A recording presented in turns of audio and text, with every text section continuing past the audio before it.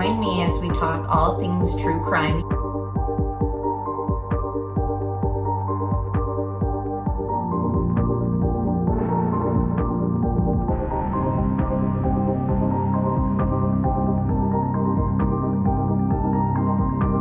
Made contact and shattered. The missing 4-year-old. The parents have called in and advised that the mother has went through a wall, came home, now they can't find her. Chad, where are Lori's kids? They've been missing for 4 months. You have nothing to say? 4 were stabbed multiple times and were likely asleep during the attack. Some had defensive wounds. Most of them had just like one that was the lethal stab wound. Oh, what a tangled web we weave. Once I told a lie, and I told my family, I had to keep lying.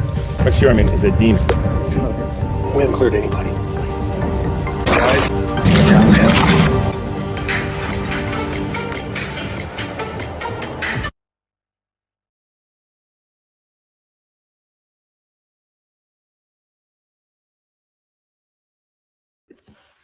Hi, everybody. Thank you so much for being here for another ATS News live stream. We do our weekly Watts case deep dives on Thursday. This will be our last Watts deep dive for just a little bit while I take a short break for maternity leave. So thank you all for being here. And we've just got some stuff to dig through. So hope you guys enjoy the digging and deep dive tonight. And let me know, mods, if you can hear me. Hi, Mally. Hey, Adrian. Melanie, Johnny's here. Thank you, Johnny. James, hello. Derek's here. Butterfly kisses. Carrie. So good to see everybody. Hi, Tony. Courtney's here. All right. So tonight's topic is Nikki's NK, aka the mistress's work activity the week of the crime. So everything allegedly takes place Monday morning when Shanann gets home from work. And then, as you all know, we do not have a clock-in time for NK on that day. So we know she presented, hi, Shiny Star. She presented,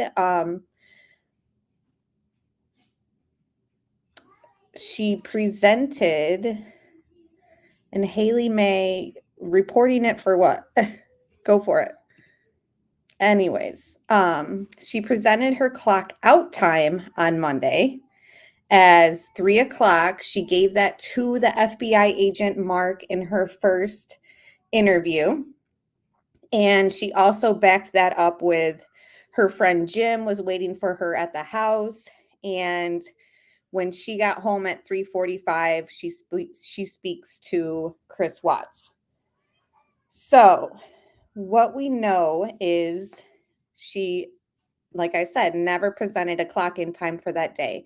Now, what I'm going to pull up is the discovery files, and this is a FBI report, and date of entry is September 11th of 2018, and believe everything, okay, it was investigated on August 15th, 2018. So this report took place on August 15th, and then by the time it's logged and into this supplemental report, it's the 11th of September. So that's the date that all this was entered. We are going to look at some handwritten notes. As you guys know, when a case goes to trial, when they're gathering discovery files, they require the agents to turn in their handwritten notes in addition to other supplemental reports that are typed out. So that is what we are going to be referencing today. So like I said, this is right in the discovery files. We are referencing actual investigative notes, but we are also going to come up with our own theories, etc. So as you see here, it's the FBI agent Mark, and we'll listen to a few statements that NK made to the detectives in numerous interviews regarding Monday, the day of the crime. So, yeah, why punch out if you didn't punch in? How do they figure her pay for the day? That's a good question. I mean, they know exactly when she got in. I mean, they got cameras, but all of that information has been withheld from the public. So while they might know when she clocked in and all that, they have never shared with us exactly the time that she made it into work. And we've also found out that you can kind of clock in and out via, not even being there pretty much. So it's just one of those topics in this case where it's like more questions than answers. Hello, Florida Bass Fishing. Was she hourly or salary? That's a good question too. I'm not too sure on that. I know that she has text messages between Chris, the few and far between that we do have, where he's telling her, she's complaining about her pay and her work, and he's telling her that she deserves more.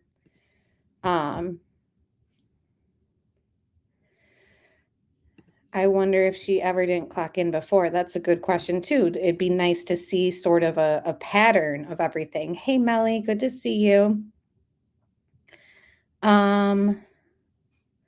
Derek says, I'm salary and don't punch in and out.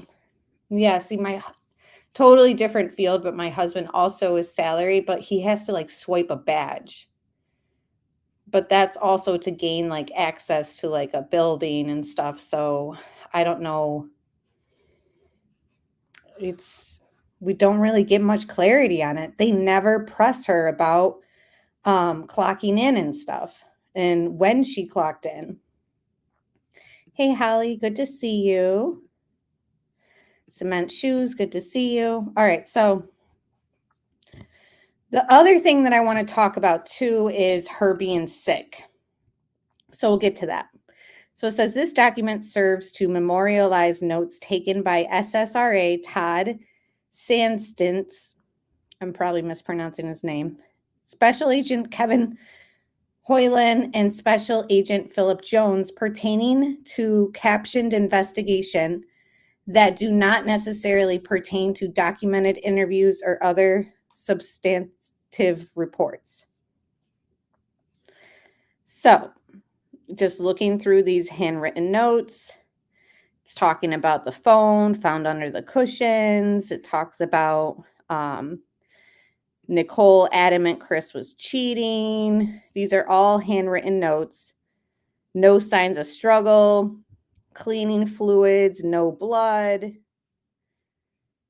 3-car garage, can't see tail end. Co-workers in Arizona, Troy McCoy. Just reading through these just scratched out notes. Some stuff is redacted. Nicole heard 3 different stories. Rockies game Saturday.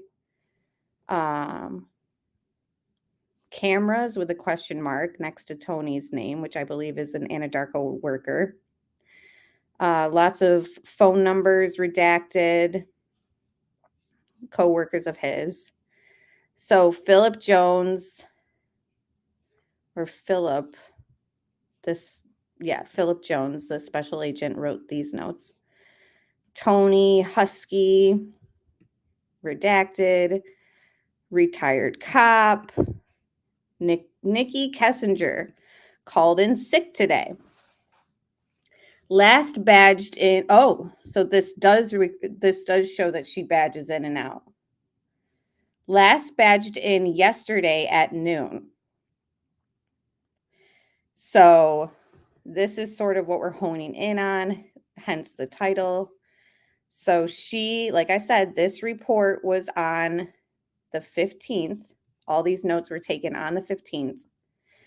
The crime took place on the 13th. So on the 15th, Nikki called in sick. She last badged yesterday at noon. So Tuesday, she badged in at noon. No badging in on Monday, but she presents Mark a clock out time of 3 p.m. on Monday. Again, we don't really have anything besides her telling him that and that she had handed him something that says that do we really even know if she even clocked out on Monday or if that was some other fib or something that she concocted herself? Hey, Debbie Fox. Yeah, poor Nikki was sick. And that just brings us to the question of, why is she sick?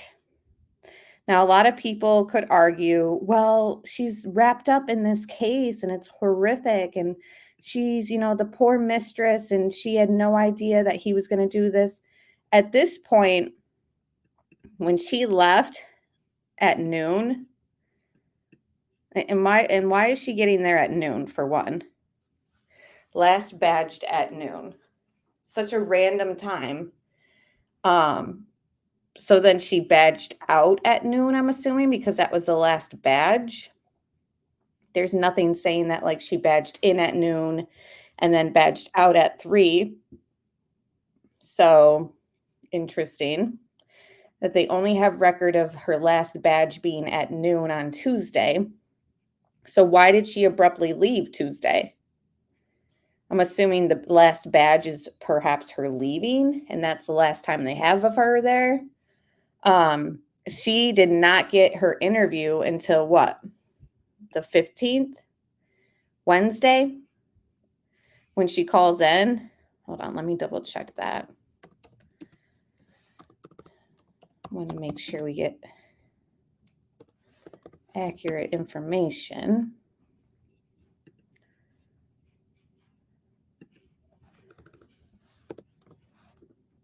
And why is Jim in town on a Monday? It's another thing I just don't understand. Yeah, so she has her FBI interview on Wednesday. So the day that she calls in sick to work is the day that she has her FBI interview.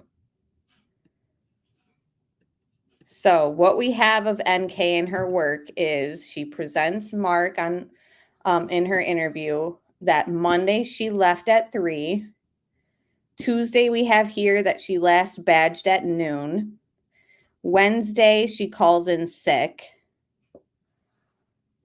And Wednesday is also the first interview that she has with FBI.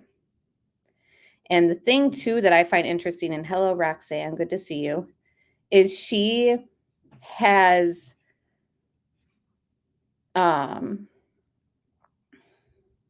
these are handwritten notes talking about her work schedule and work history that week and stuff like that.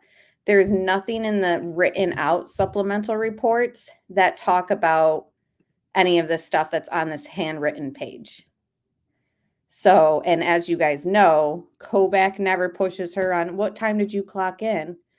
Baumhover, we have nobody in the whole interviews on the phone or in person that are basically saying like, yeah, but what time did you get there Monday? Or, what was wrong with you? You were so sick that you had to call in on Wednesday. What was the problem? Did you sense something bad was happening? Because she says over and over, like, I just thought that this woman had enough and needed to get away and take a break. I really did not expect it to be, what it ended up to be. Like, she just basically downplays, like, she never thought that it would turn out the way that it did. So when people try to say, well, she called in sick because of everything that was going down, she says straight up in a lot of interviews that she just didn't think anything was up and thought that it was weird that Nicole Atkinson was so aggressive on, calling the cops and all that stuff. Like, why did she do it so quickly? So again, it's just, I don't think she was sick because of the situation. I think that she was sick for other reasons. Now we're going to start speculating why she was sick. I've heard some people say she was sick because she was pregnant. We have nothing to say that she was pregnant. In fact, Cindy Watts has come out saying like, no, there was no love child between them. So I know referencing Cindy Watts is kind of interesting, but I just think that should be noted. take it for what you will, but I just don't think that Watts got her pregnant. So when it comes to crude oil and being exposed to it, this is just a theory. I'm not saying that this is why she was sick. So they have listed types and consequences of exposure to crude oil. Talks about chronic exposure, etc., lists off things. Now it talks about acute exposure, so short term. You guys know where the children were found. I don't need to kind of lay all that out. A lot of people think that Watts put them in the tank. A lot of people think that it's possible other people put them in the tank. So that's why I'm just throwing this information out there. You can take it for what you will, but it should be noted that Chris was never sick, or at least we don't have any statements or any evidence to prove that he was sick. But we have statements to say that NK and her friend Jim were sick. So give me a second and I'll read this. How do you get sick when your macros are at top notch? Right. And you had core day on Sunday. Yeah, she couldn't handle the stress and it made her sick. Stress does lower your immune system and she created plenty of that. That's absolutely possible. I think NK and another person put the girls in the tank. She was sick from the fumes from the oil. You know, we really can't take it off the table. So, acute exposure, brief or short-term exposure to high levels of crude oil may be considered acute exposure. This can have immediate effects, including irritation of the eyes, skin, nose, and throat. Skin contact can cause irritation, burns, swelling, pain, and permanent damage. Inhalation or ingestion can cause headaches, nausea, dizziness, and difficulty breathing. So I just want to lay that out there. There's plenty more stuff on the internet that you can find about being exposed to crude oil. So while we're on the subject, I understand the embarrassment of particular photos or potential sexual types of conversations you may have had with Chris. It's not relative to the investigation. We don't care. Okay, you're an adult. I'm an adult. Everybody in this room, even your dad, and I give it to you for saying that stuff in front of your dad because I'm not sure many women could do that. So that's not what we're after. We're after the information that corroborates things that you've told us, and also that corroborates or.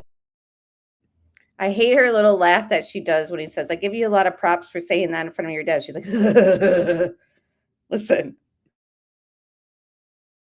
In front of your dad, because I'm not sure many women could do that. So that's not what we're after. We're after the information that corroborates things that you've told us, and also that corroborates or may tend to prove that things that Chris told us were a lie.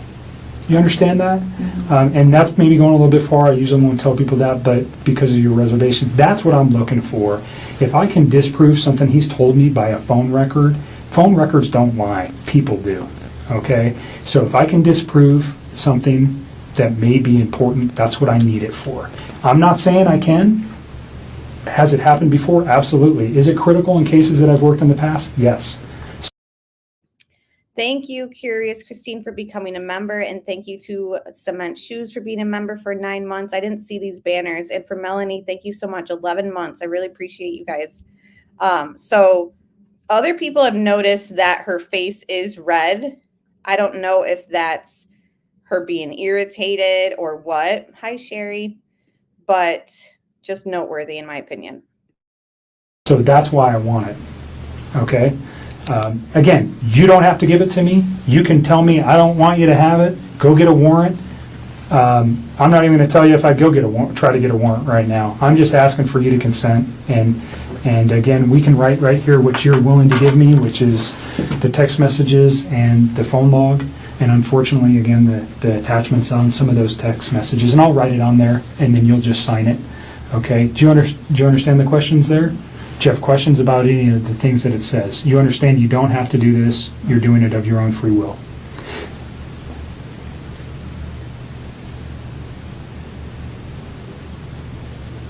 And I know you're tired, so if you want to let your dad read it too. He will. Thank you. That's a good idea. Can you fill it out before I sign it? Yep. And just, you read it, and if you have any questions, then we'll put on there what we're after. I'm so hungry. You should have told me. I would have got you some food. I got food in my car. It's not staying down.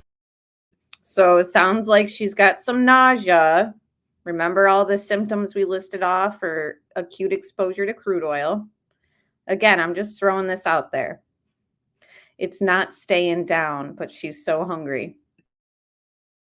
It's just coming. She hadn't been feeling good. It's coming back up, she said. And then her dad, she hasn't been feeling good. This is Wednesday. I'm sorry, this is Thursday. Not because of any, just She hasn't been feeling good, not because of anything to do with this. Right.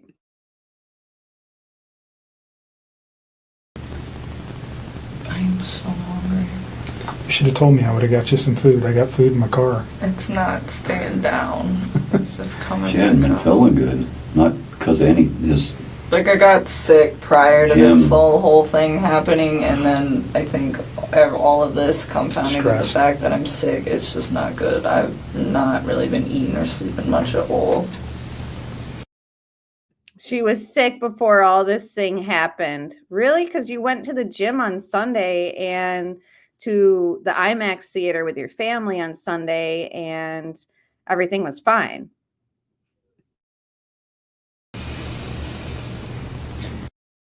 Then her dad mentions because of Jim, and she never says yeah, my friend was sick too. She just kind of ignores what her dad says. Let me play it through without interrupting. Sorry, guys.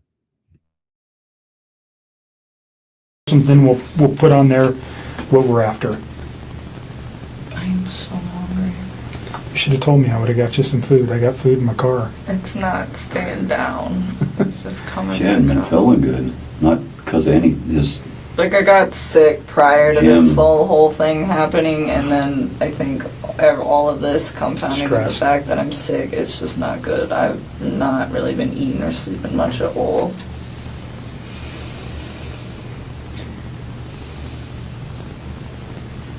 yeah. I'm with you. We definitely need to accelerate the case because the more it takes, the less sure that they are of situations. But on the other end, I think if you do just that only, You tell me what you're willing to provide to me, and we'll is that write it good on. enough?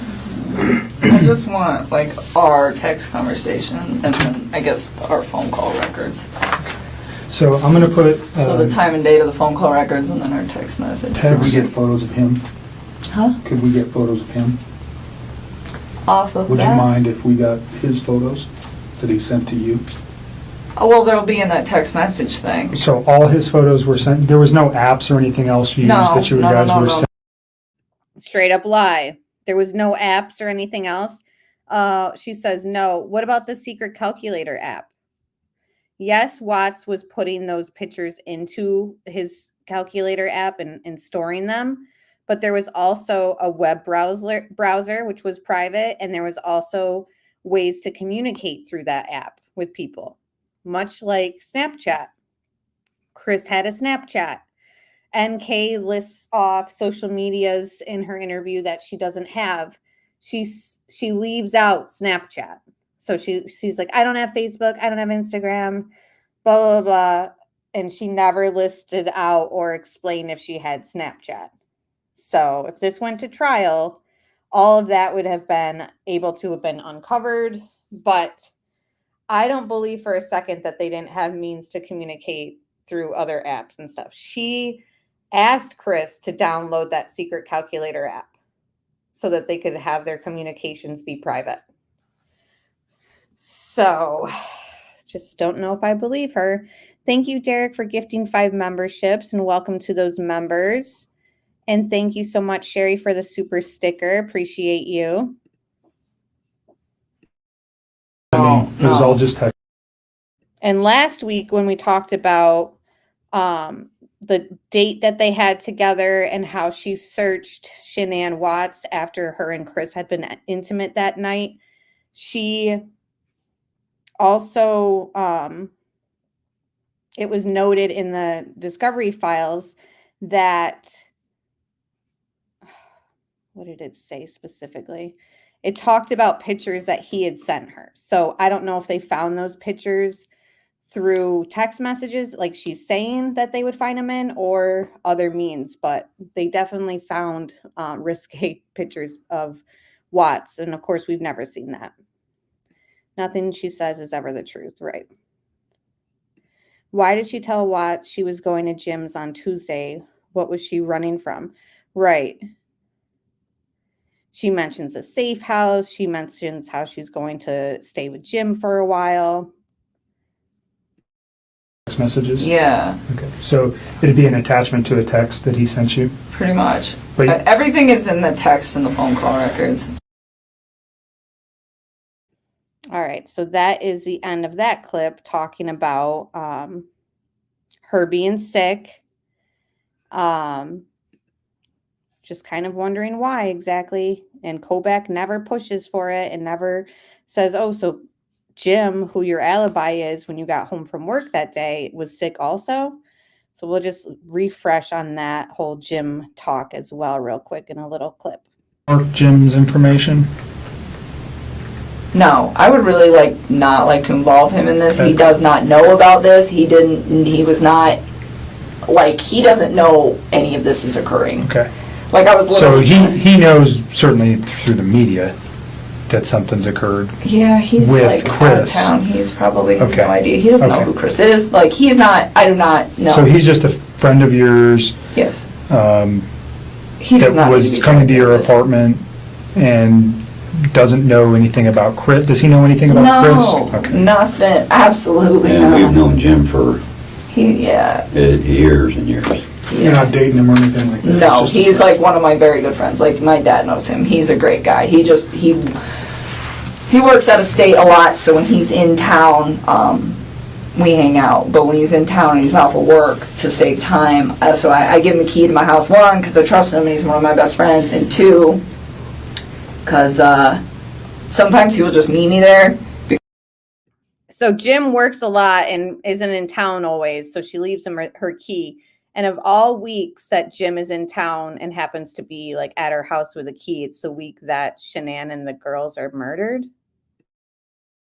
Because I'll be like, hey, I'm getting off of work, and then if I get stuck in traffic or something, he ends up sitting outside of my apartment waiting for me to get off of work. So I'm like, here's a key, and my dog loves him and stuff. So no, he's not So he's just a involved family with it. friend. Yes, I don't even. The only reason I ask, dragged into this. and I'm not really concerned about your location. I think we already have your cell phone records. At some point, did Mark ask you to supply? Did they ask for consent to get cell phone records? That'll probably be done by warrant. If we Isn't wanted. that what you just did? Nope. What I'm talking about is your movement. Oh. By GPS or by cell phone tower to show where you were. Obviously, and I don't want to cause you concern. Notice she takes a big swig of water when they're talking about her movements and getting more information about her whereabouts that day. To show records. That'll probably be done by warrant. If we Isn't wanted. that what you just did? Nope. What I'm talking about is your movement. Oh. By GPS or by cell phone tower to show where you were. Obviously, and I don't want to cause you concern, we want to know where you were that day too. You're dating a man who did some egregious stuff, and we want to show that you were never near him that day.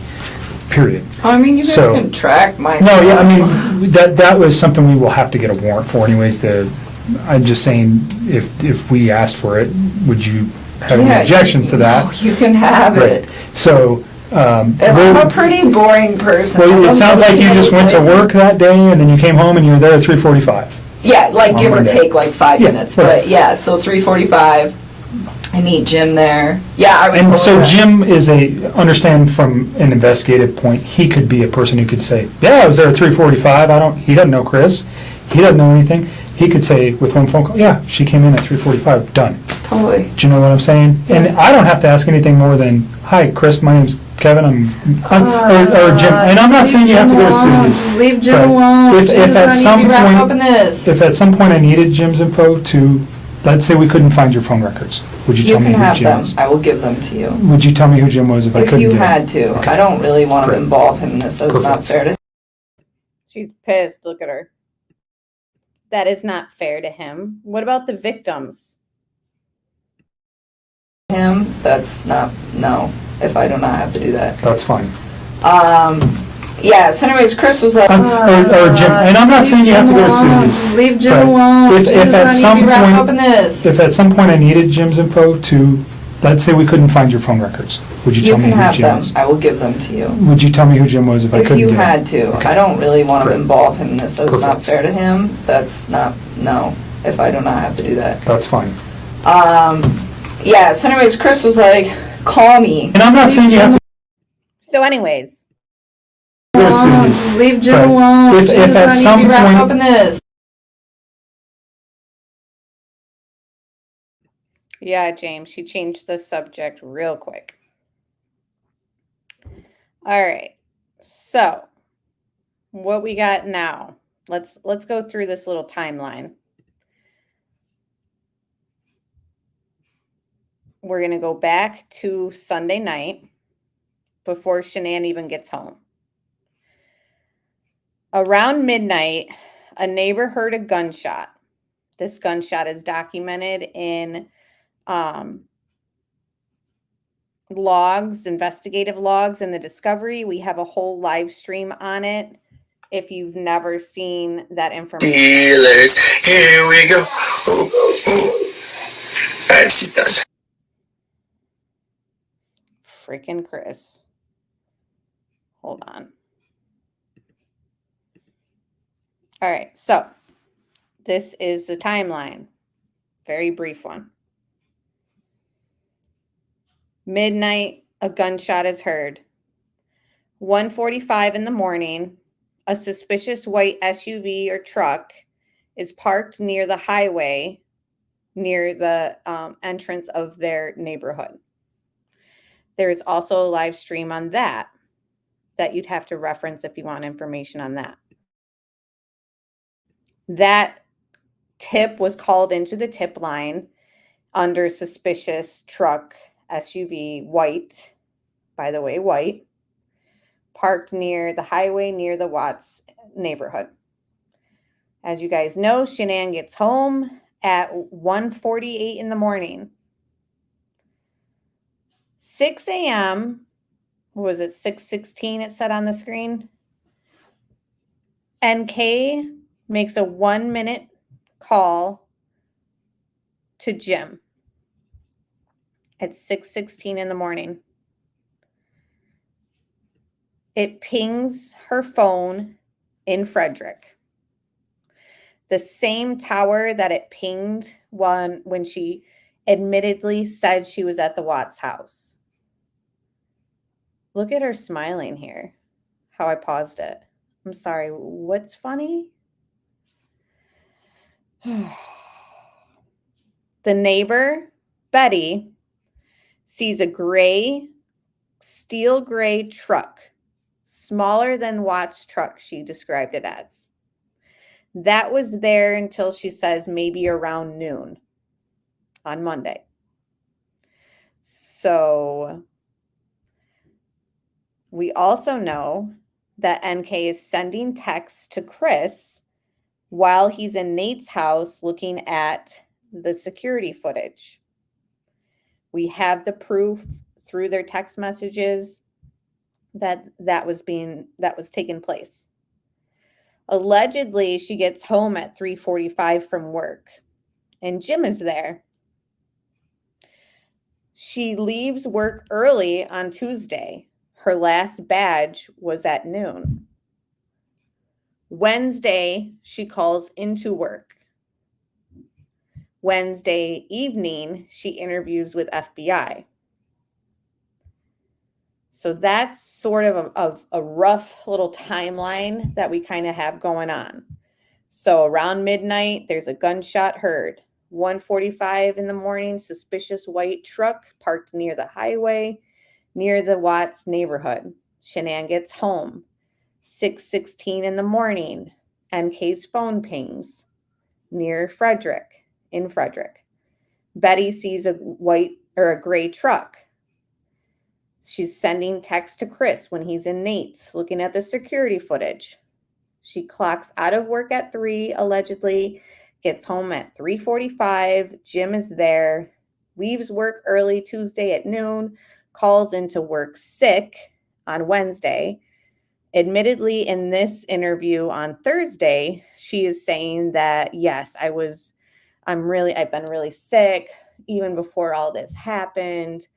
And Jim was sick as well. So Jim works a lot. He's not always in town, but he happened to be in town on that Monday, and he comes into town and visits when he's sick. What's going on? We read through the symptoms of acute exposure to crude oil. Is it contributing to her sickness or not? That's up to you guys to kind of come up with, because without a trial, without real processed DNA and a thorough, complete investigation, everything's up on the table. Yeah, lots of weird coincidences and all that. If she pinged at 6:16 in Frederick, why weren't traffic light cameras reviewed that were present in Frederick? Well, we see in the discovery files, they do look through some. And they go to like a Starbucks and a McDonald's and a Home Depot. I mean, they went through stuff that just never got shown to us. Tony says, I think she was there and in the house when NA was there, Nichol Atkinson. What time was she texting Chris on Tuesday? She was at work till noon, text Tuesday. Good question. We don't have any of those text messages, unfortunately, so we can't even really look at the timestamps. She says, I had a quick few things to say to him, blah, blah, blah. So I'm not sure what time she was doing that stuff at, but we never hear any agent say, why did you leave at noon on Tuesday? Why did you call in sick? What were your symptoms? Your friend Jim was also sick. It's just never pushed. Yeah, we just showed pictures of him, Shiloh. He looks like... There's a picture of him at the sand dunes. Allegedly not the same trip that they went on, but he's familiar there. There he is. So he's not attractive, very scruffy looking, not really in the best shape. Some people on Facebook were trying to say she was hiding in an attic the day Nichol Atkinson showed up, and she got out when Nichol left to go see Shanann, if Shanann was at the doctor's. I definitely think that that's possible. I definitely think that it's possible that Chris let her out of the back when they were waiting for Chris to open the front door. I think it's possible, definitely, that she may have left when Nichol Atkinson went to check the doctor's office too. So lots of possibilities for sure. Let's see.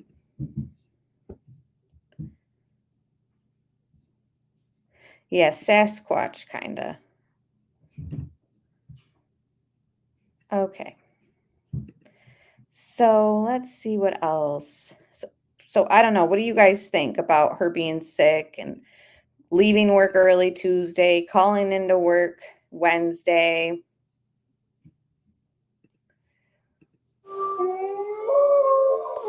These are all the statements that we kind of have of Nichol about the day of the crime. So Monday, the interviews will be broken up from numerous ones. So it'll have kind of like not so great quality of audio because it's the hidden mic from the FBI agent. Then you'll hear Kobach talking to her on the phone. Then you'll hear bits of Kobach talking to her and her father. Sounds like stress to me, James says. All lies. She's a liar. I think it's all suspicious as heck. And don't forget, in addition to all this stuff in this timeline, she gets new shoes by Friday. Her mother Venmos her money for new shoes. Just laying that out there too. So let me just play this. Nothing like doesn't make sense. Nothing like why she would be there. Any of this makes sense.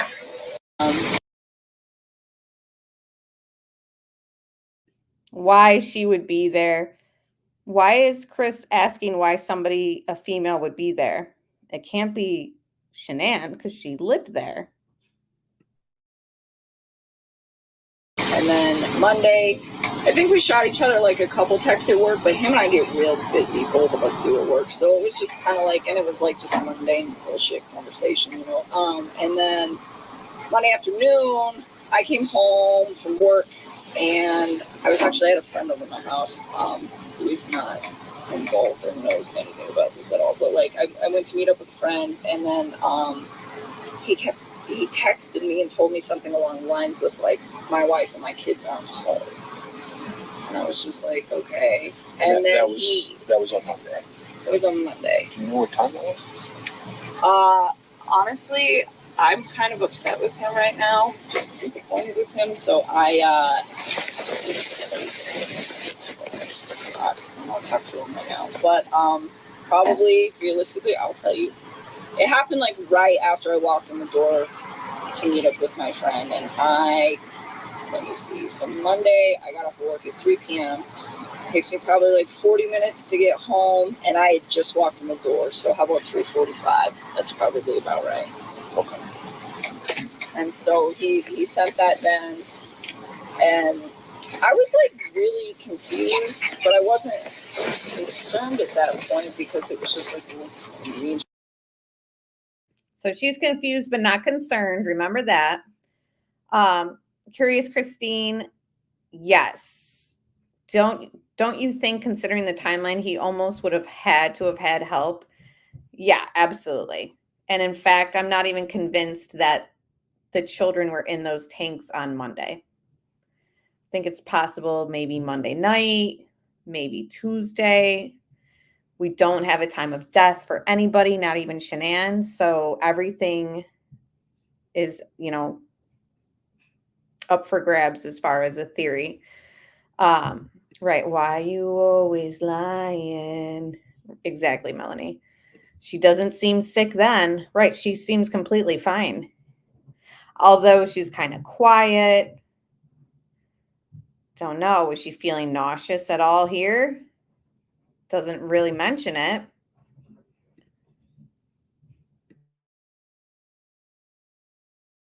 She's not home. Like, she at the grocery store. I mean, it was like, all right. I didn't realize like the seriousness of the situation at that point in time. But no, she didn't come home that night. And then I talked to him that night too, and he really didn't seem like. I mean, he was like concerned about his kids, definitely, but he didn't seem like he was at that point worried that something horrible had happened. He was just kind of like, I don't know where they're at. It's stressing me out. And I could hear it in his voice. Like, he sounded kind of scared. Like, he was just worried about them, He's like, I don't know where she is. Like, I don't know why she would leave her stuff. I mean, so he was worried, but it wasn't. I mean, worried like I think somebody would sound if somebody they loved was not at home, But at the same time, I think at that point, he was convinced, I was convinced that she probably just left the day. Like, I really thought, I was like, you know what? I bet she just needed a break from him and she needs some quiet. And she probably took the kids and she'll be back in like a day. That's kind of like how I had it in my head. So, did he say anything to you about whether anything was missing from the house, not missing, if there was any signs of anything suspicious? Did he just said that she left? Or he didn't know where she was? He didn't know where she was. He didn't say she left. He's just like, I don't know where she's at.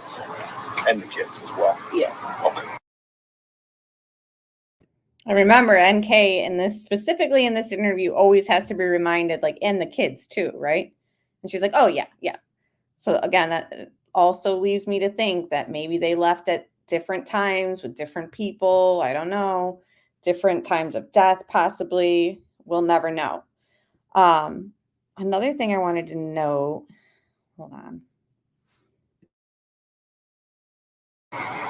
So, I mean, and I think he sounded genuinely concerned. I mean, those are his kids. And from the impression that I get, he's a great dad. I mean, he's all about them. He loves those little girls. And so, for me, I could tell when I could, hear it in his voice that he sounded concerned. It was just like, those little girls, I'm sure, and I think he's just worried about the whole situation. Like, I don't know what else to do, or I don't know what to do.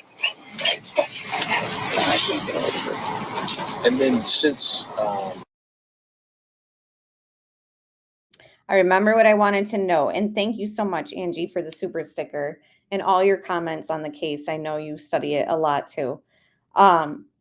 The officer, the agent, FBI agent, now I know this is sort of standard protocol for a situation like this, asked her, did he mention anything missing or stuff out of place? Kind of brings me back to that whole text message that Shanann had with Chris while she was in Arizona. And she says, when the babysitter's on her way, she says, can you make sure you lock the office? And he tells her yes. And we know what the office's state looked like when they all get there to kind of look for Shanann and the girls. It was the only place in the house that looked out of place, that looked like a disaster, shuffling through perhaps, stuff like that. It brings me back to the 401k money that they had taken out of Chris's 401k. I believe it was 10 grand. Where exactly was all that money going to? Did it go to her trips to San Diego and North Carolina? We don't really know. And it's kind of gotten me thinking lately, like, was there money in that office that was taken? I don't know. I really don't know. I just find it very interesting that when Shanann left for Arizona, and the babysitter was coming over, she wanted to make sure that that office was locked. And then when we go and we see the body cam footage, we have a whole live stream about the office. You'd have to revisit the playlist to see that. Definitely looked like somebody was looking for something, right? Melanie says there was something in that office. Johnny says drugs maybe, or Thrive. There definitely was Thrive material in there. Like there was stuff in there regarding her business. And actually, when Jane, the dog lady, went through the office, she says, do people smoke marijuana here? I smell marijuana, like mentioned smelling it. So it is interesting. I don't see them having cash laying around. They were beyond house broke. Very true. So should we just assume that that money went to her summer when she spent it with her parents? San Diego when she went in the end of June with Chris? Yes, and it was legal at the time for sure.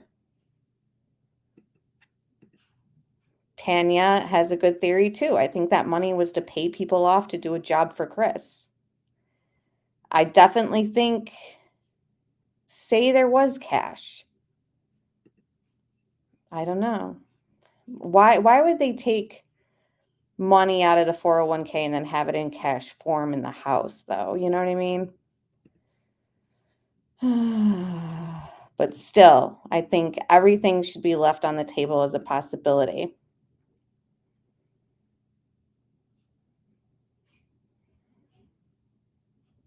Yes. Jane did mention that in the body cam footage in the office. Maybe emergency money. That's very true too, Tony. There was a lighter in the truck on the passenger panel side too. So it wasn't the driver's side using it. A lot of people had cash in their house for emergencies.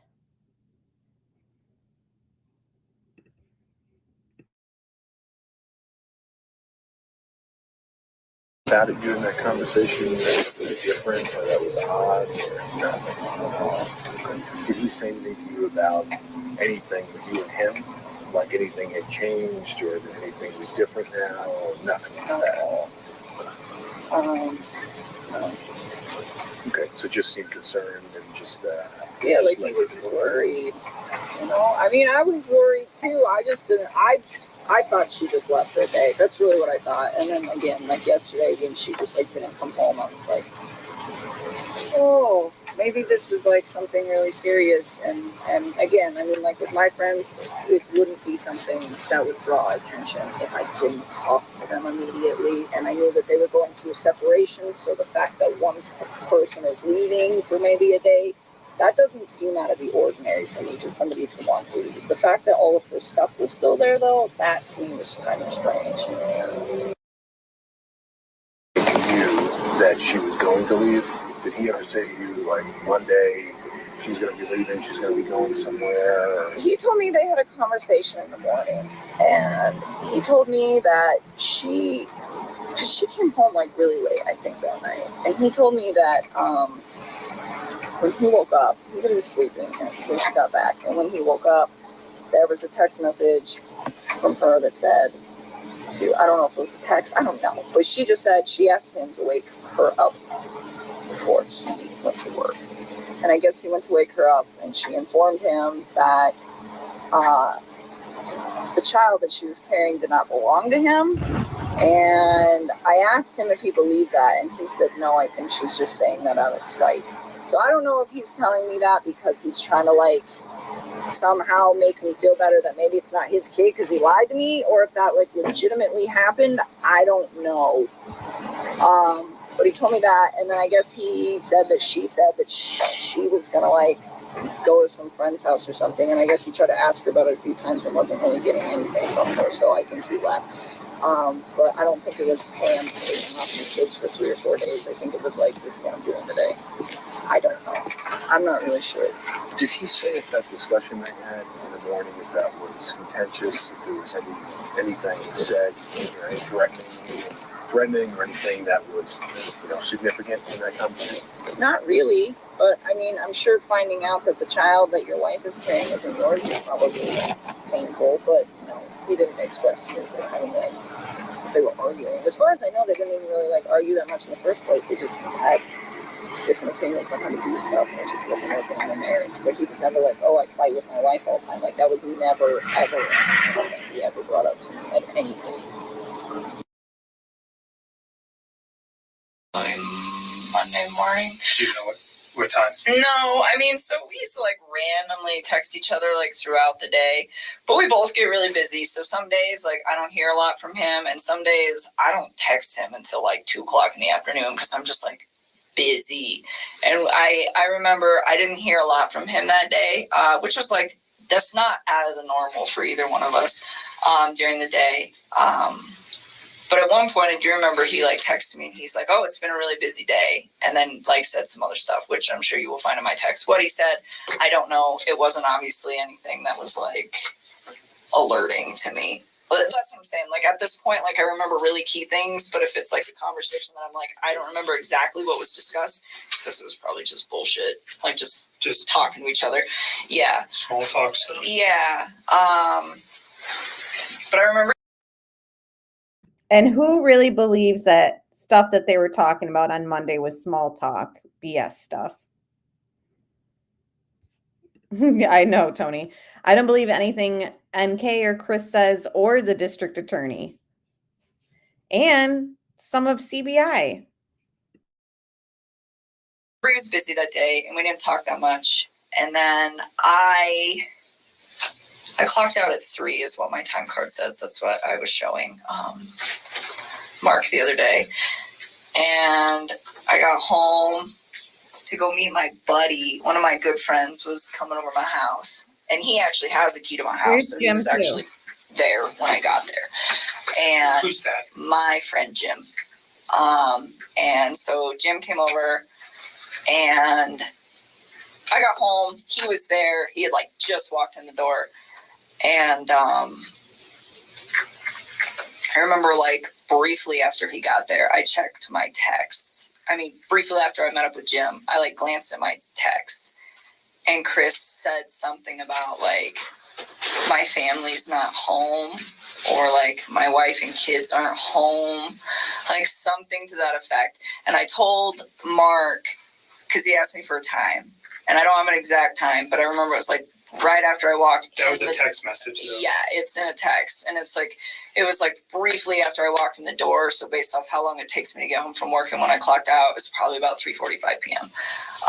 Texts me and tells me that. And like, he knows when I get off of work too. So he doesn't always bug me if I'm busy. So I don't know what's up with that, but that's when he sends that to me. And so you're saying that he would have known that you would have had your phone available to you and not been at work when he sent you that text message? Yes, that's what I'm trying to say. So looking back at it, you think it was purposefully sent at that time?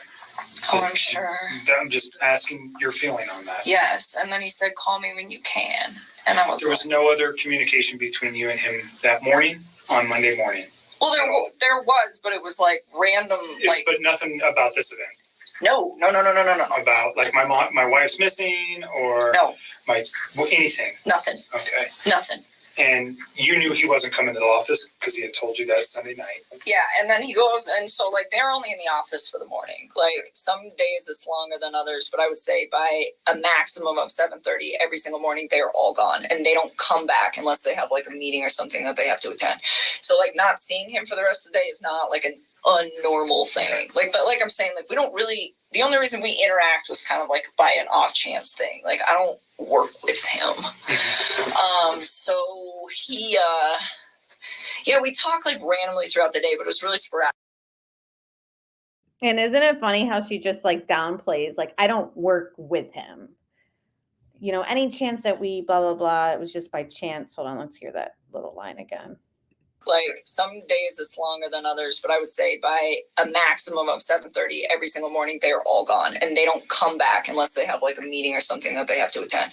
So like not seeing him for the rest of the day is not like an unnormal thing. Like, but like I'm saying, like we don't really. The only reason we interact was kind of like by an off chance thing. Like I don't work with him. So. Right. And then how did you end up meeting and start having sex with him if you barely worked with him? Like the way that she creates this like distance between them, like at work. It's like, but yet Anthony Brown, the coworker in his interview, said that he had heard that Chris had a girlfriend and she worked in the office, and that he had seen them very close and flirty in April, right when NK started working there.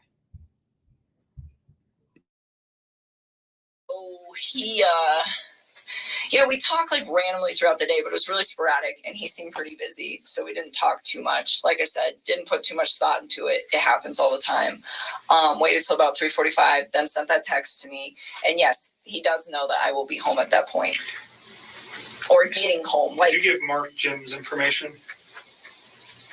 No, I would really not like to involve him in this. He does not know about this. He was not. Like, he doesn't know any of this is occurring. Okay. Like, I was literally he knows, certainly through the media, that something's occurred. Yeah, he's out of town. He's probably has no idea. He doesn't know who Chris is. Like, he's not, I do not know. So he's just a friend of yours. Yes. He does not need to be coming to your apartment and doesn't know anything about Chris. Does he know anything about Chris? No, nothing. Absolutely not. We've known Jim for years and years. You're not dating him or anything like that? No, he's like one of my very good friends. Like, my dad knows him. He's a great guy.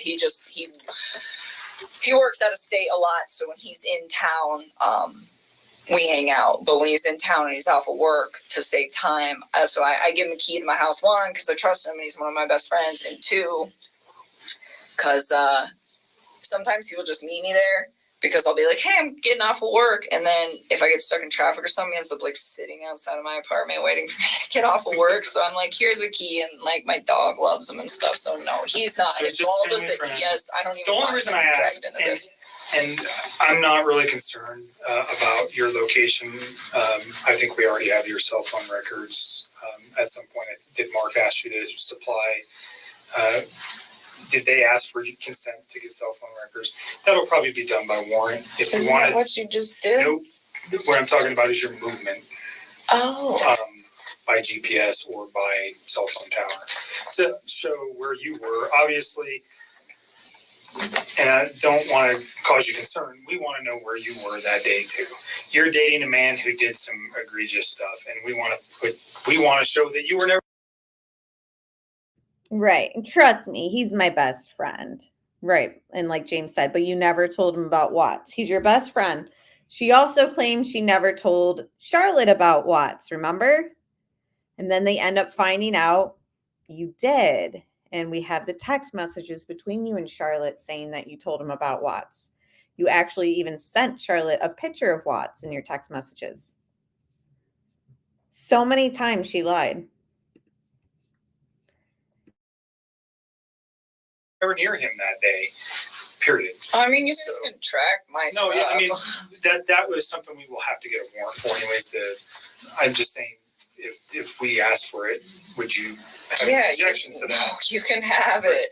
So, I'm a pretty boring person. Well, I don't it sounds like you just went to work that day and then you came home and you were there at 3:45. Yeah, like give or take like 5 minutes. But yeah, so 3:45, I meet Jim there. Yeah, I would totally. So Jim is understand from an investigative point, he could be a person who could say, yeah, I was there at 3:45. He doesn't know Chris.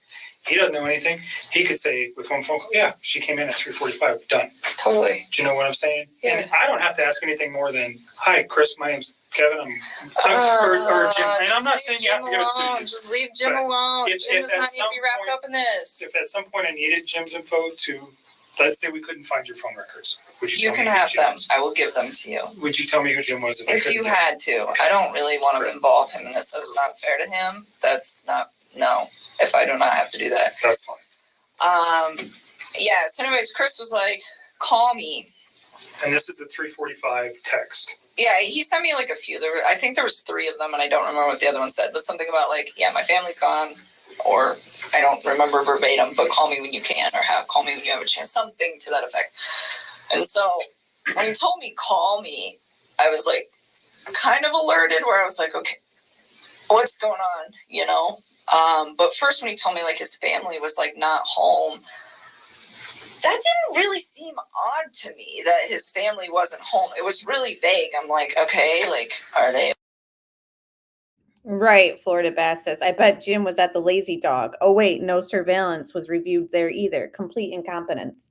And that's where I'm at, where I'm like, was it incompetence, or was it to the point where CBI's involved in this like cover up with Rourke, the district attorney?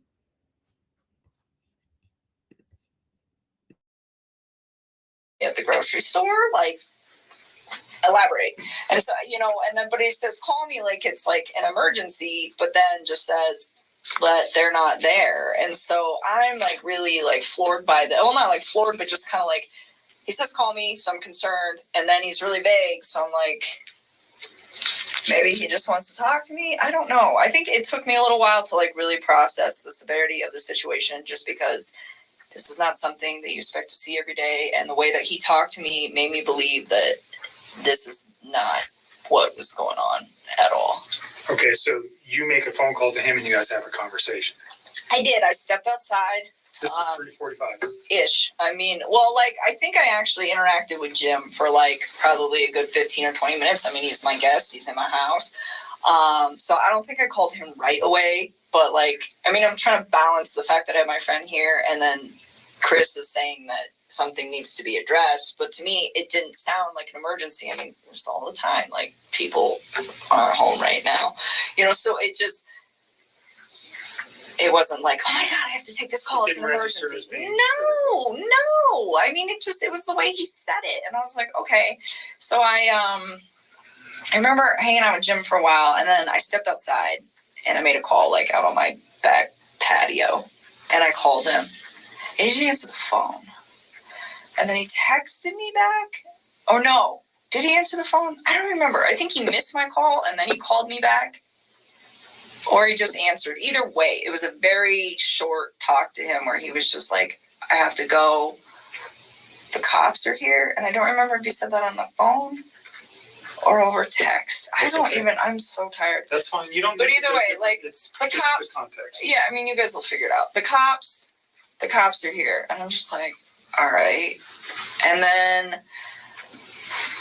I remember we were texting, but I was like hanging out with my company, so it wasn't like a nonstop text. It was just kind of like I would check my phone every once in a while, and we would communicate with each other. And he was just saying, like, they weren't there, and that her friend Nikki was there, and that her friend Nikki had called the cops. And I'm like, why would this girl call the cops?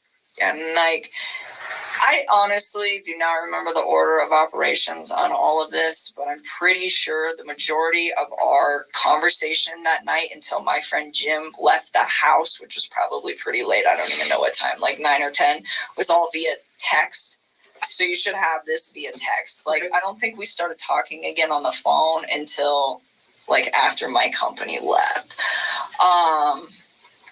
And he was like, after my company left. And I agree, M. Johnson says, I'm sure Rourke never imagined we'd still be here trying to figure out his lies and cover up from what they did release. So many lies for anyone to believe. And it's like they try to make it seem like, let's be transparent and let's give them these interviews and let's give them this discovery files. And then we look through and we go through fingerprint analysis, not completed. DNA, not completed. Autopsies, not fully there.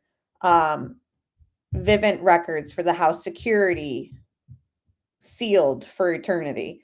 I mean, so many things that could actually help us kind of navigate through this and say, yes, 100% Chris was alone in this. Now we see why. We don't have anything of that. Instead, we have the gunshot heard around midnight, the suspicious white truck vehicle seen outside the neighborhood that night. The neighbor Betty seeing a gray truck that day until around noon. Text messages that had been deleted. No clock in time. Leaves work the next day at noon. Who is Jim and why are we leaving him alone? Calls in sick Wednesday. Why are you sick? And then she purchases new shoes before the end of the week.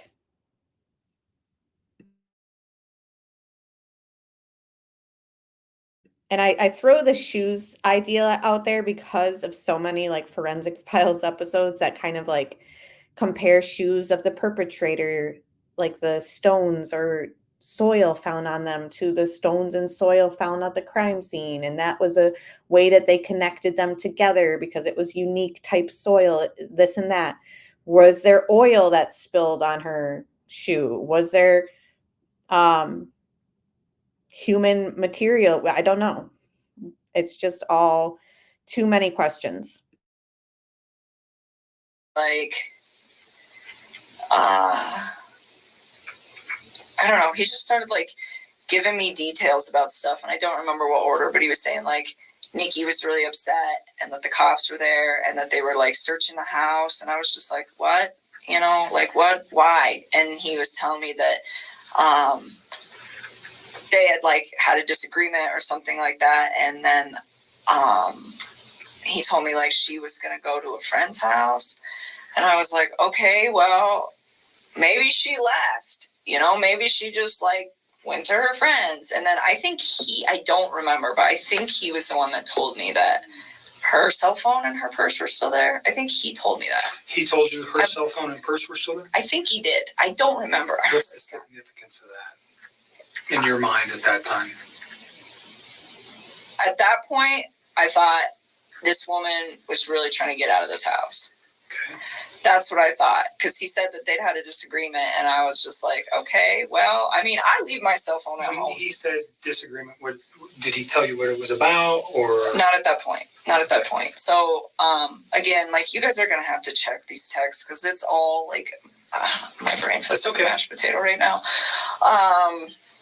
But I remember him saying that, and I'm just thinking, like, well, maybe she was in a rush, you know? Like, maybe she was just like, I'm going to my friends. I'm leaving my cell phone here because I don't want you calling me. I don't want anyone else calling me. I mean, there are days where, like, when I'm outside of work, I will just shut my phone off. I just do it, and it's, like, my way of getting peace. So to me, that, I mean, like, it was weird that it wasn't even that weird to me that she left her phone just because I leave my phone, but it was weird to me that she left her purse. But knowing the fact that girl was, like, always on her phone, then, yeah, I guess it is kind of odd. Well, she lived on her phone, I think, yeah. pretty much, is my understanding of her and a phone. So, I don't know if you knew that. I did. Until prior to the media stuff, or just from Chris. I did.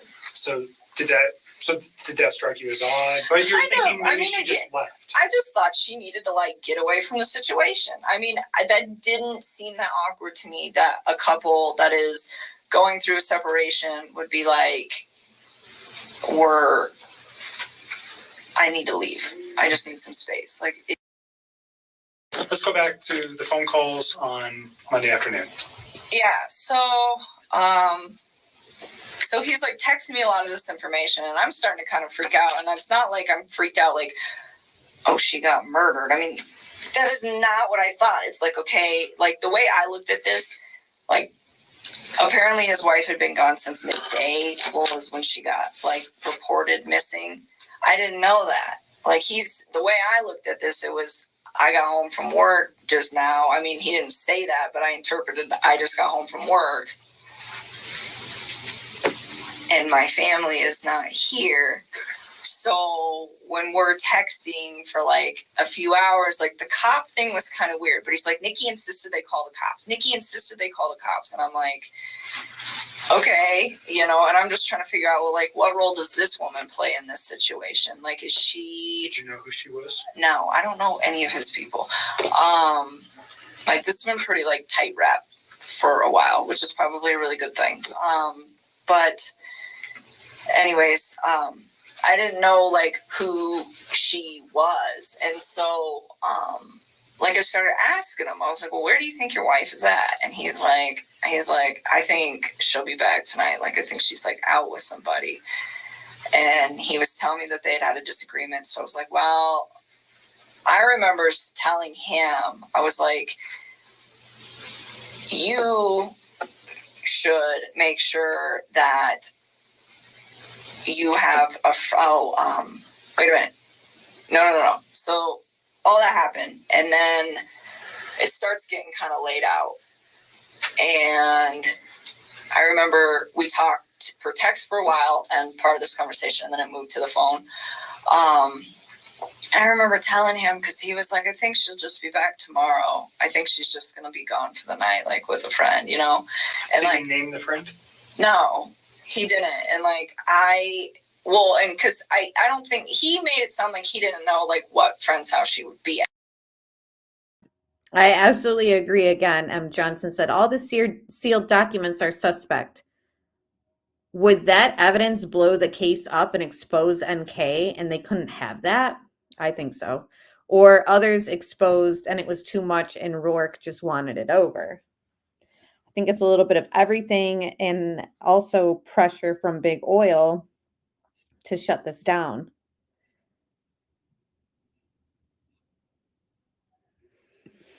Pawn the ring, right. Pawn the ring, even though you thought that she would be coming home from a friend's house. Yeah. And I remember talking to him, and I was like, well, maybe it's that Nikki girl. And he's like, well, Nikki called the cops, so why would she be at Nikki's house? I'm like, I don't know, kind of throws her off the trail of where she's at, you know? And it's like, it sounds kind of weird, but it's like, he really made this sound like this woman was just, like, upset left the house. And that was probably what he thought happened to her. And so I didn't really put too much, like... Did he tell you the kids were missing as well? Yes, I knew. I mean, which made sense to me because I was like, well, if you were at work all day... I mean, he didn't tell me he got home early. He didn't say that to me. So, I mean, it made sense. Like, if she's going to leave, there you should probably go with her. And so...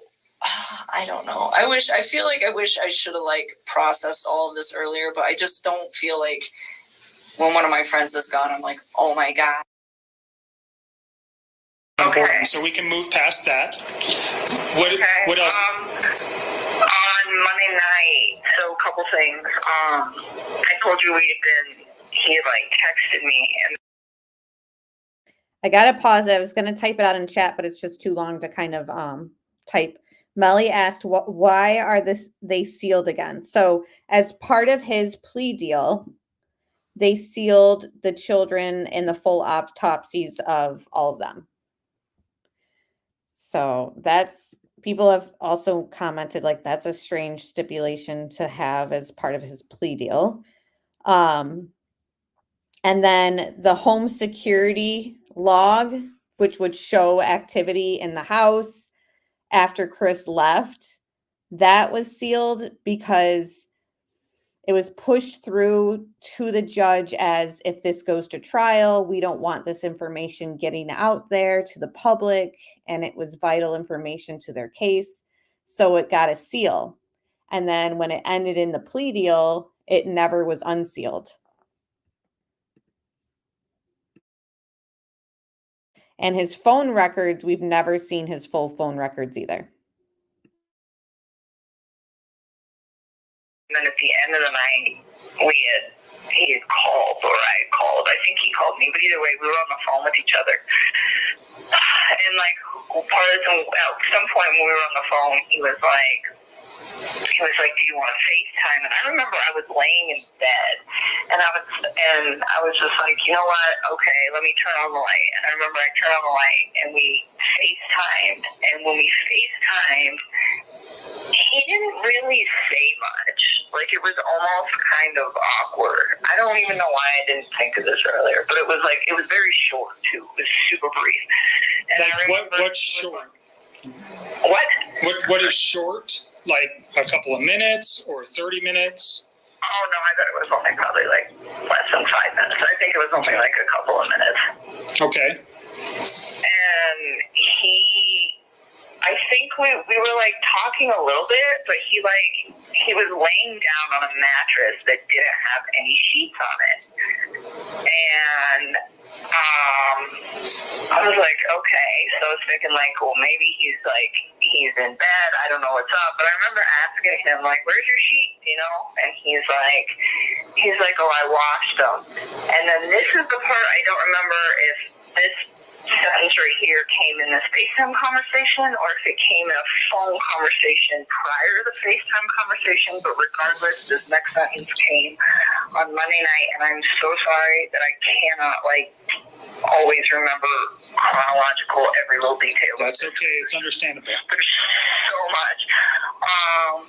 But I remember he was saying that he was cleaning the house to try to keep busy, to take his mind off of things. And this was on the phone. And it was kind of late when he was doing it. And I didn't honestly think that much about it originally because that man is always cleaning. He's a very, very organized, meticulous, clean individual. He's the type of guy that will vacuum his whole house 1 week, and if there's rooms that don't get used, he'd vacuum again the next week just because it's part of his routine. Okay. So the fact that he's cleaning to kill time and he'd take his mind off things did not seem like a super red flag to me. Because I was like, okay, well, that's what he does. He just on his days off, he organizes his basement or he cleans his garage. It's what he does. Okay. And so anyways, that didn't seem at all the norm for me, but something that just kind of dawned on me last night as he made the comment directly after that. He said, I had to wash the kids' sheets. He was like, they smell. And I was thinking about that last night, and I'm like, this man keeps that house so clean. That's like the cleanest house I've ever seen. And I'm like, this man keeps that house so clean. Why would his kids' sheets smell bad? And you think this was Monday night? What time do you think it was Monday night? Oh God, I don't even know. I almost wish you guys would show me my phone. So I'm gonna read off your phone calls for Monday and Tuesday, starting. No, it's on Monday. Okay, so Monday night. Monday night, you guys had. We talked about a phone call yesterday, but you guys had a phone call Monday night. It looks like he called you. It was 48 minutes and 57 seconds. It was at 9:48 p.m. that he called you. So that would take us to about 10:35. And then there's another call on Monday. It's for 51 minutes and 25 seconds. It looks like, I'm not sure looking at this who called who, but it looks like you called him. And that was at 11:09 p.m. That lasted 51 minutes. So that takes us to midnight. And then there's another phone call where he calls you. So we're now into midnight, Tuesday morning. It's a 30-minute phone call that lasts until 12:38 a.m. And then after 12:38 a.m., there's a 2-minute and 44-second phone call that that starts at 1:12 a.m. It's 2 minutes and 44 seconds. So I would almost, this is just me, but I would go get my text messages with him from that night, and I would sync them up to that time frame, because there was texting in between that. So I think what happened is, I love how she gives the agent advice on how to figure this stuff out in this investigation. If I were you, I would just look at my text message. We don't have your text messages. And that's the thing too, is nothing is ever fully deleted. They had means to get their text messages.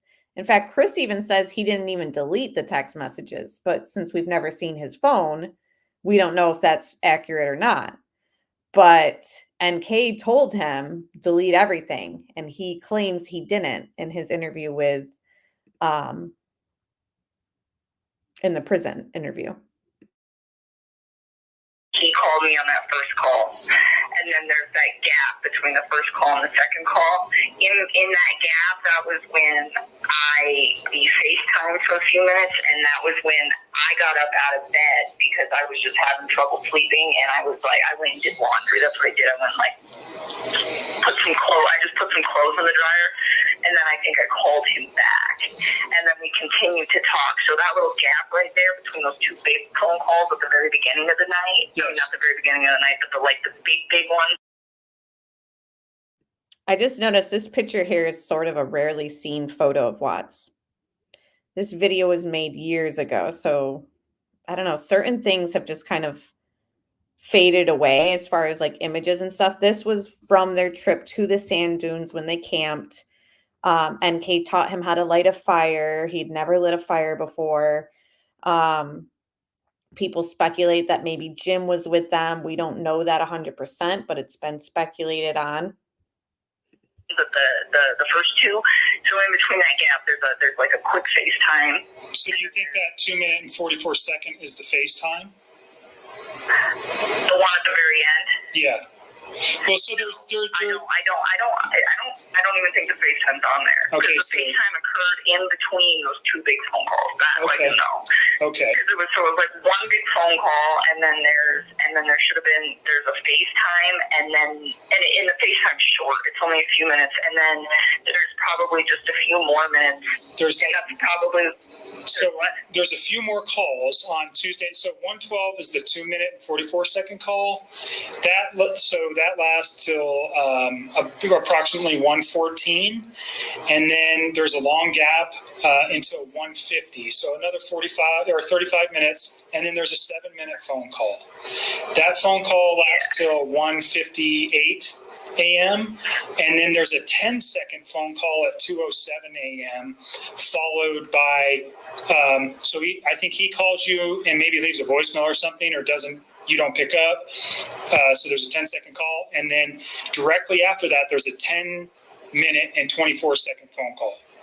Okay, so I'm talking about the two at the very beginning of the two long really ones. Long ones. And is that when he's talking about the kids' sheets? Okay, so yes. I will help you line this up. Like, I almost want to just come in there and like drop and drag all of my texts to where they were going. And you know what? We may meet and do that here coming early next week. Yeah, well, all those phone calls at the very end of the night, that was me freaking out. Like, if you look at my text, a lot of that was like, I can't sleep, I'm really scared, where's your family? That was like me freaking out. And here's another contradiction. So her text messages are going to say that she's freaking out, she's really scared. And then in her interviews previous to this one, because this is a phone interview, she says, I didn't think anything was really, odd about it. I just thought this woman left for the day, left for the night, and just needed a break. And then she says something along the lines of, I wasn't really alerted or alarmed at all, blah, blah, blah. So then why Monday what are you freaking out about and what are you scared for? This is where these theories start popping up in my head. I have a new theory too on something involved in this case, but I won't get into it tonight. So we'll have to hold off on that. Plus, I got to lay it out for you guys too. So maybe when I get back from maternity leave, I'll be able to kind of have that and bounce the idea off of your guys' head with it.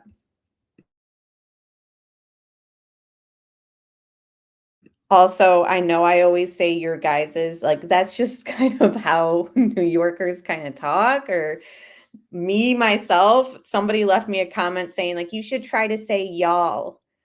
I just can't. It's just not in my, like, slang or vocabulary. Like, I know just people have commented. Calling to like try to reassure me, or me calling him like, please talk to me, I'm super scared, where's your family? Like those little ones at the very end of the night are me not being able to sleep and trying to get him to like talk to me. So she's trying to kind of explain what these I'm freaking out, I'm scared texts are about. Like Kristen said, freaking out, or I just thought that woman left for the night. Which is it? About like, and just I guess making sure everything was okay. So those like real late ones, and that's why they're all kind of like sporadic. Because I'd be up for like an hour, and then I'd fall asleep for like 15 minutes, and then I would like wake up and start stressing again and try to call them back. Like, so that's why they're all these like little big ones. So yesterday we talked about Tuesday was mainly text messages regarding your confrontation about his wife being pregnant. Yeah. Is that accurate? It is. And I mean, I guess those phone calls were on Tuesday morning, but for me, it was still Monday night. So I was talking to you guys last night. That's how I referred to it, because I hadn't like gone to bed yet. Okay. You know what I'm saying? Yep. No, that makes sense to me. Okay, so I guess those technically were on Tuesday, but according to my daily sleep schedule, that was still my Monday night. Right. So the last phone call with him on Monday, well, it basically starts into Tuesday. It takes you all the way to Tuesday. It actually ends like basically at midnight on Monday, August 31st. So his wife gets home sometime at about 2 o'clock on that morning. So no, she got home on Sunday. Pardon me, Sunday. She got home on Sunday. So did you ever talk to him late on Sunday night? No, we were on the phone, but I mean, I had to let him go and get up and go to work. That was the 9 to 11 call it was like a 2-hour phone call we talked about yesterday on Sunday night from 9 p.m. to 11. And that would have been the last time that I talked to him until the work day on Monday. And that's when he texts you at like 3:45. No, we talked during work. Remember I told you he like randomly texted me throughout the day at work, but it was just like bullshit conversation. Okay. It wasn't like anything. No substance. Okay. So the most important thing that you've said here is this Monday night phone call. He doesn't have any sheets on the bed, and he said his children's sheets were smelly. They smelled. Okay. Yeah. So let's get back to that because I feel like you and me are kind of getting off track. Yep. So go to that first long phone call on Monday night was, I think, when he told me that. I don't think he told me that in the FaceTime text. I mean, in the FaceTime conversation. I think he told me that in the first conversation where he was like, their sheets smell. And I remember thinking to myself, like, why? Like, you keep such a clean house. Like, why would your kids' sheets stink? And like, it just didn't really click. Did you confront him? Did you confront him why the sheets smelled, or did you inquire why? See, at this moment, she's been made a witness for the district attorney. And the district attorney has come out to the public and said that Watts killed everybody. They all died in the house. So this information she's suddenly, quote unquote, remembering over this phone call interview. And she's giving Kobach all these details that she suddenly remembers. She never mentioned it to FBI agent Mark. She never mentioned it to Kobach when they're with her father in the interview room. Now all of a sudden she remembers, like, he told me that the kids' sheets smell. It's like you're just trying to give information that lines up with District Attorney Rourke's theory. I don't believe that Chris said the kids' sheets smelled. I don't believe that the children died in the house that night. I think that NK is just giving this quote unquote information she just suddenly remembered as a means to help out and pull her weight as a witness in the district attorney's case. And then the district attorney comes out months and months later after the plea deal signed and says, oh, well, yeah, the kids didn't die in the house. Chris took them alive in the truck and they died at Survey. So take that for what you will. No, I didn't even ask. Do you know his children were quite young, and I think one of them was still in diapers. Would have that been a potential reason, that one of them had an accident, or did it seem like that's not what he was talking about? I don't know. I mean, he didn't elaborate. Okay. He was just like I said, he always cleans the house, but even if his kids were to be in diapers and have accidents, I just feel like the man keeps his house so clean, and she does too. They both must have to coexist in a house that clean. But I just don't see anything in that house smelling. Okay. All right. So that was why I brought that up, because I was like, whoa. Okay. Very important. Thanks for remembering that. Yeah, I'm trying. I'm really trying to help you guys. I need you guys to help me too. Yes, ma'am. Do this as a team, but just don't. So the reason. I don't know when this phone conversation happened. I think that this was Monday at some point as well. I think it might have even been the same phone conversation as him washing the sheets and everything. I think it might have been the same conversation. He informed me that her friend Nikki's son was at the house when the cops came, and that he was running all over the house and up and down in all the rooms. And at this point, I was like, oh, is anything missing? Because I was thinking on Monday that this girl had just left for the night. So I was like, well, maybe if she's staying with Nikki or somebody, maybe she forgot some stuff. So maybe they're sending, they're sending him in, hey, go get a toothbrush or go get this or go get that. I didn't know. And so he's like, yeah, this little kid was running all over my house and in all the different rooms in the house. And I was like, well, is anything missing? And he was like, Well, I think there's some blankets missing from my kids' rooms, but I don't think he took them. I think she did. Okay. So he said little kid. Do you know how old this man was or boy was? Oh, Nikki's son? I don't know. Okay. I think he's like 10 or 12. Like, I think he's yeah. I don't know. I think he's like 10 or 12. Like, old enough to, like, process information and run around the house. So he said he thought that the kid didn't take him, but that maybe Shanann had taken him. Yes. That's weird. Okay. So Nikki Sonny's like 10 to 12. Of all things for him to say that's weird, he decides to say that's weird to this one thing. Yes, welcome to the new members. Thank you so much, Jay. He gifted 5 memberships. I really appreciate you, Jay, and I'm glad you're here. She knows too much about Shanann not to have been involved. I agree.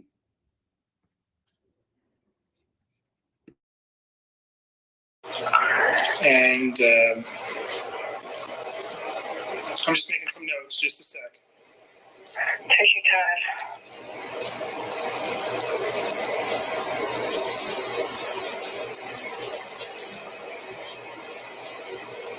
Okay. What else? Oh, let me see.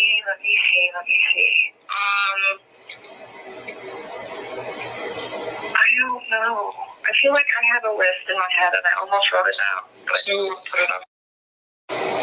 It does. Okay. I don't know what else I was going to tell you. When we FaceTime too. So let me go back to that too. So Okay. I think all of this was on Monday. So I think both the comments about the blankets and the sheets were on that first phone call on Monday. And then directly after that phone call, there was like a brief FaceTime. And when I FaceTimed him, he was laying on a bed. So this is also just a theory. I wonder if this FaceTime Monday night was him FaceTiming the kids and they were with NK. Just my opinion, just a theory, not saying that I 100% believe it, but without a time of death for anybody, I just think it's interesting that they were texting all day and calling back and forth, and then they suddenly have to do a FaceTime. That didn't have any sheets on it. Okay. And I remember, and he was like in just like a little wife beater top, and he didn't really say much. It was like he wanted me to talk to him. He's like, I just wanted to see your face. And he like wanted me to talk to him, but he was like kind of quiet. And actually, that was why I got off the phone with him and went and did laundry. And then so I would call him back on the phone because when we were FaceTiming, it was like kind of weird. I was like, I don't really know where this is going. Like, you're not really having a conversation with me. So he was just removed. He wasn't very engaged in the conversation. He was just like really fixated on like me. Like, I bet you if I wouldn't have talked, he would have been okay with it. Just staring at you? Yeah. I mean, it was just like, it was really brief. And the way that she like emphasizes that Chris like wanted to just see her face and that he was just like staring at her also makes me think that no, that's not true. And he was actually talking to the kids, maybe. I don't know. I just think it's a possibility. Right. What's the point of her mentioning all this? It's like she's trying to like explain what this FaceTime was about before she's asked about it. If it did have to do with the kids or something else. I don't know.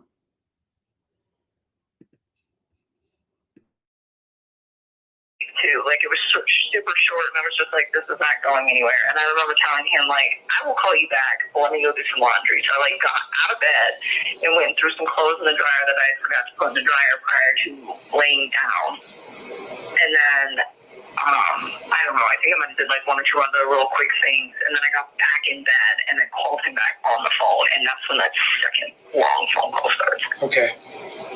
All right, great. Anything else? Off the top of my head, I don't. This is also the footage that I believe Chris looks very emaciated. He doesn't really look healthy and fit like he did in pictures of them previous to his trip to North Carolina. Just my opinion. I don't really think. So Monday, I think probably the most important conversation that I had with him after all of that took place was that first phone conversation on Monday night, like the later one. Remember I told you were telling me there's two big ones? Right. And the first one was the one where he mentioned the sheets, the smelly sheets with his kids, and that was also the one where he was telling me he was going to go get his wife's wedding ring appraised. That same conversation, I don't remember exactly how he phrased this. I don't remember what led to this, but he told me something about he mentioned that he had told, I don't know what he said. He said something about the separation and how she was okay with the fact that he wanted a separation, or that something like that. And I remember thinking to myself, wait a minute, what? Oh God, I'm drawing a blank. Here's the deal: is he had been telling me the whole time that I was spending time with him that he was getting separated, and he kept saying that he was the one who initially initiated the separation, and then that it was more of a mutual thing. He said that he was the one who had initially brought it up, okay, before we had met, and then she was on board with it, where she was just I'm not happy either, let's do this.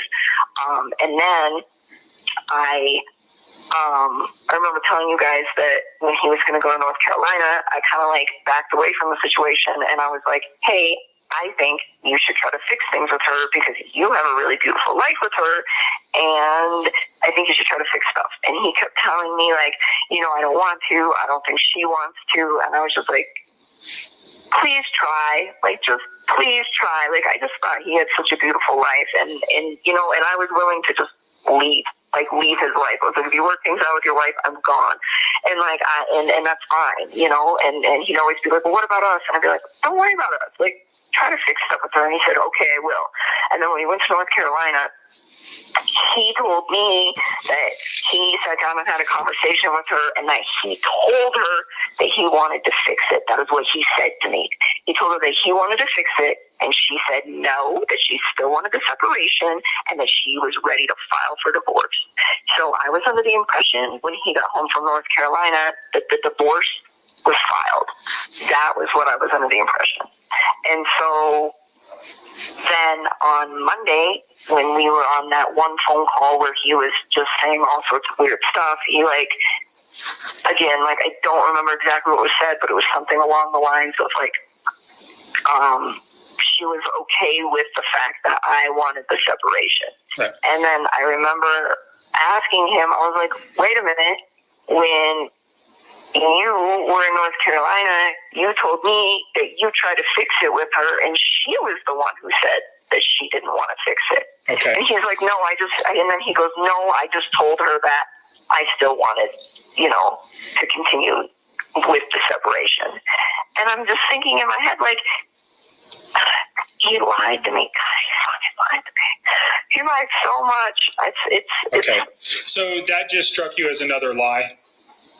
Yeah, so that one I don't, and then now I'm seeing the news where he's telling everybody that he separated from her that he said he told her he wanted a separation on the Monday that she went missing. And I'm just thinking in my head, he told me that he had already had that conversation with her before I was even in his life. Well, and so not to cause you any more stress, but so when you're talking to him on Monday, this is Monday, right? This isn't Sunday. This is Monday. No, this is Monday. So this is after the event. This is after the murders. Yes. He is telling you that she mentioned that she was okay with the separation, although you know now that that wasn't accurate with those. That was something different than he had previously told you, and certainly she couldn't have been really saying anything, unfortunately. So, I mean, he's making up stories after his wife is deceased. Is that a fair statement? Is that I'm kind of trying to follow where you're going. I don't honestly. It just struck me as odd because I don't know if he was talking about the conversation they had had that day or if he was talking about North Carolina. But either way, it just struck you as weird. It struck me weird because he said that he was the one that was like pushing for it now, and I was just thinking in the back of my head, like he made it sound like when I first got into his life that he was the one who had brought up the separation, but that she was like super gung-ho about it. Like he made it sound like she was all on board with it. And then when they were in North Carolina, he's the one who said that he tried to fix it and she didn't want anything to do with it. So it was weird to me when he was saying that he was the one that initiated the separation, because I'm like, wait a minute, like, and I think it was weird to me because I think he was referring to either whatever happened on Monday morning or he was referring to whatever happened in North Carolina. And I was just really confused because I was like, well, at that point, I thought she was the one pushing you away, like not you pushing her. Gotcha. Okay. None of this makes sense. Nothing like why she would be there. None of this makes sense.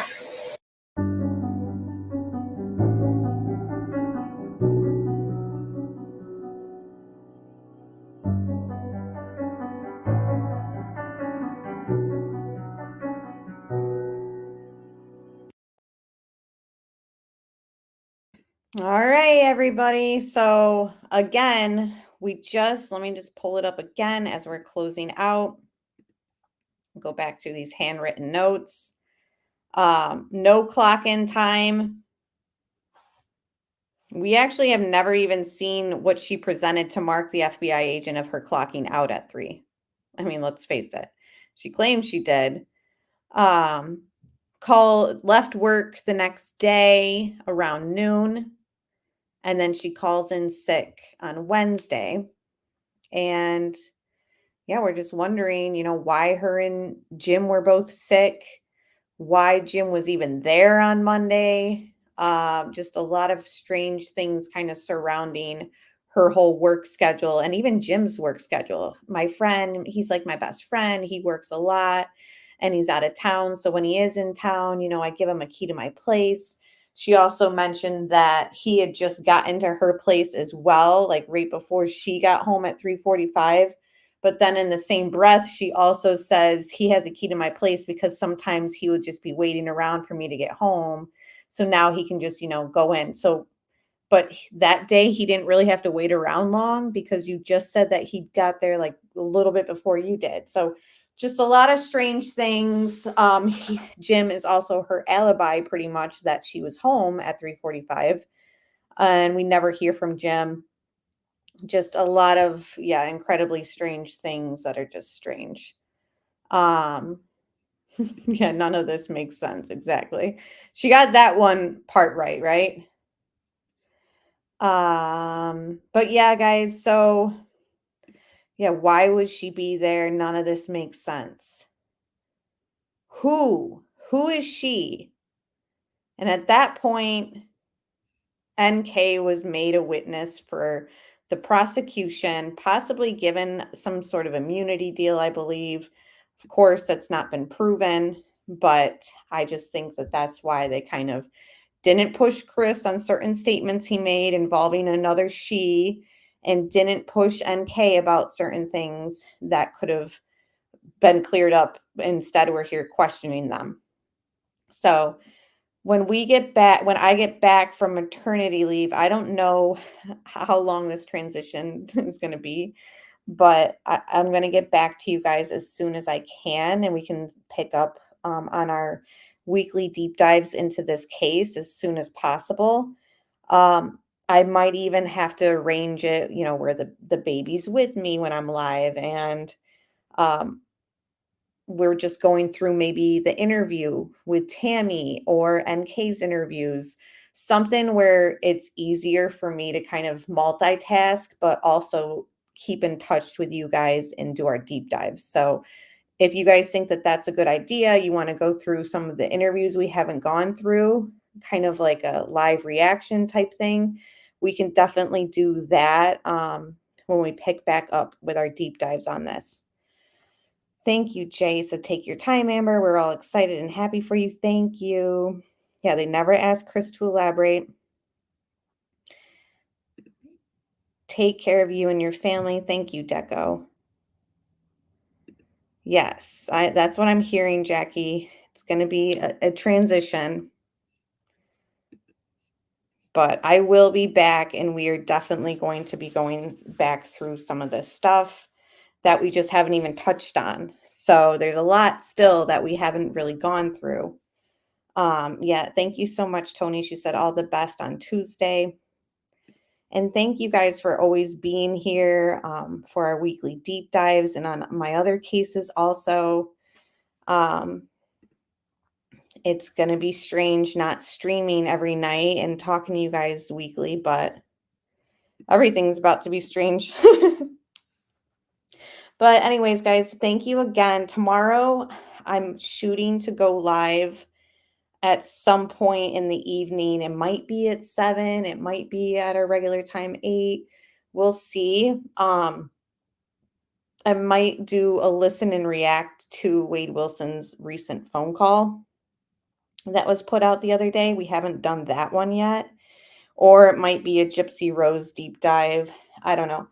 Either or, I hope to see you guys at some point tomorrow here. And then, like I said, I will be, around YouTube, but also taking a break from the channel. So thank you guys so much.